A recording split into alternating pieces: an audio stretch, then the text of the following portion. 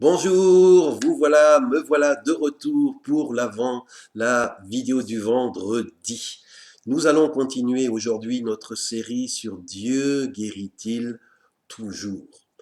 Je vous invite, si vous n'avez pas écouté la vidéo 1 ou la vidéo 2, à les écouter. Elles sont là sur ma page ou sur ma chaîne YouTube Jean-François Gott.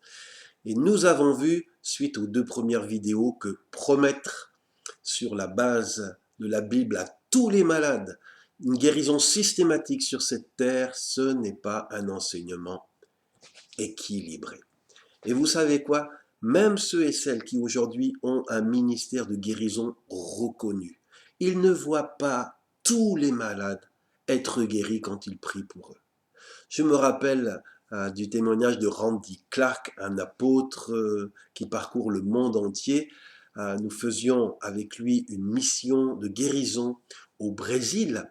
J'étais équipier de prière et il nous disait, Randy Clark, qu'il il ne comprenait pas quand il priait que parfois, voilà, une personne venait dans la file, il posait les mains, il priait, les personnes étaient instantanément guéries. Et puis la personne suivante, rien ne se passait, les personnes n'étaient pas guéries.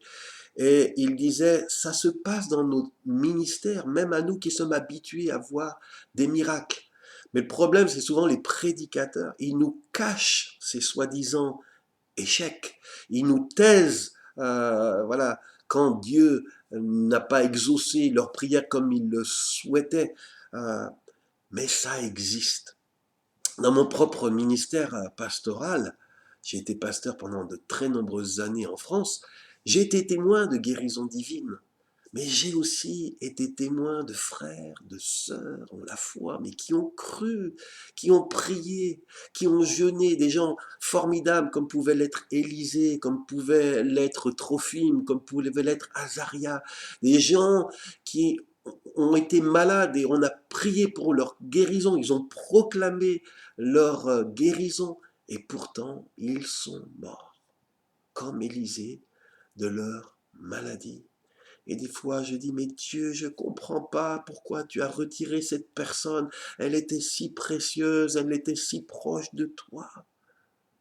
Et c'est pas moi qui suis Dieu, c'est pas moi qui dois faire la leçon à Dieu. Dieu sait ce qu'il fait, même si je ne comprends pas toujours pourquoi il permet la maladie ou il permet que quelqu'un soit emporté par la maladie. Mais vous savez quoi, mes bien-aimés, écoutez, c'est important. Si on est mal enseigné, si on dit haut et fort que Dieu guérit tout le monde et que ça ne se passe pas, vous savez ce qui va se passer, c'est que ça va devenir une occasion de chute. La personne qui n'a pas été guérie, à qui on a promis la guérison, elle va dire, ah ben si c'est comme ça, on m'a promis quelque chose parce qu'un espoir différé rend le cœur malade. J'y crois plus à votre Dieu. Et puis, les gens de l'extérieur à qui on a proclamé Dieu guérit, vous allez voir ces miracles. Et puis, s'ils ne voient rien, eh bien, ils vont rigoler, ils vont se moquer. Nous devons croire tout ce qui est écrit dans la Bible, pas juste une partie. Et les exemples que je vous ai cités de personnes qui plaisaient à Dieu, qui n'ont pas été guéries, sont là présents dans les Écritures. Je crois dans la guérison divine. Je pratique ce que Jésus nous a dit dans Marc chapitre 16, versets 17 et 18, où il a dit, voici les miracles qui accompagneront ceux qui auront cru en mon nom, ils imposeront les mains aux malades et les malades seront guéris. J'encourage tous ceux, toutes celles qui sont atteints par une maladie de prier avec foi pour leur guérison. Et si tu es malade, je t'encourage à faire comme Paul, de prier, Seigneur, délivre-moi. Et tant que Dieu ne vous dit pas d'arrêter comme il l'a fait pour Paul, je vous encourage à persévérer, de prier. Vous savez, je voudrais vous donner un exemple personnel. Dieu m'a appelé un ministère aussi de mission, où je voyage à l'étranger. Et suite à une mission que j'ai faite au Libéria, où j'ai fait beaucoup de pistes en moto, J'ai avalé énormément de poussière, j'arrivais, mon visage était rouge, couvert de poussière. Peut-être j'ai vraiment manqué de sagesse, je trouvais ça rigolo à l'époque et je ne me suis pas bien protégé. Mais quand je suis rentré en France, eh bien, toute la poussière avalée a provoqué une inflammation de mes sinus et a déclenché une sinusite chronique. C'est-à-dire que constamment, mes sinus coulent, il y a des écoulements, donc ça se traduit par toujours un besoin de cracher ou par la gorge irritée, par le nez qui se bouche. Et c'est pas très agréable et aussi ça gêne la respiration. On n'aime pas des choses qui viennent et qui bloquent. Et j'ai prié, ça fait des années, j'ai prié, Seigneur, je suis allé pour te servir et Seigneur, tu vois ce que cette poussière a déclenché, guéris-moi.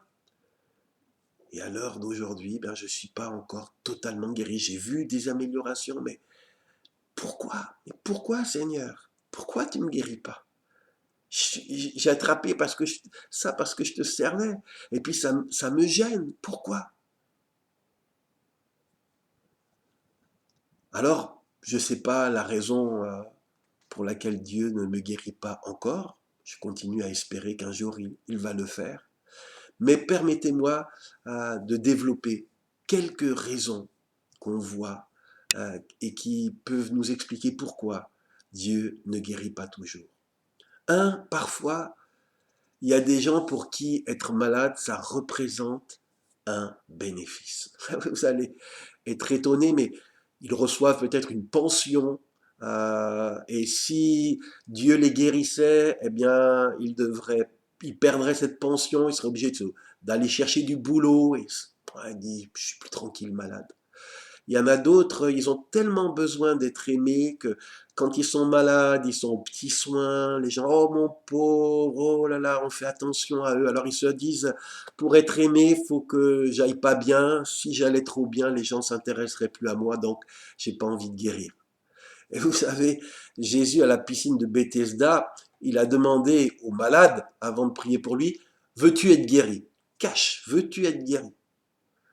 Parfois, ça veut dire que parfois, il y a des gens qui ne le veulent pas. Et là, Dieu ne va pas faire des choses contre votre volonté. Parfois, on n'est pas guéri tout simplement parce que on ne le demande pas. C'est Jacques qui dit, vous ne recevez pas parce que vous ne demandez pas. Parfois, on demande, mais on ne demande pas avec foi. Or, il est dit que sans la foi, il est impossible de plaire à Dieu. Parfois, on ne reçoit pas la guérison parce qu'il peut y avoir un péché dans notre vie qui empêche Dieu de nous écouter et qui empêche son bras d'agir. Mais la raison la plus importante que je voudrais développer vendredi prochain, pour laquelle Dieu ne nous guérit pas toujours, c'est une raison théologique, une raison que nous trouvons dans le Nouveau Testament. Alors je voudrais vous donner rendez-vous vendredi prochain pour la conclusion de cette série de vidéos sur Dieu guérit-il toujours.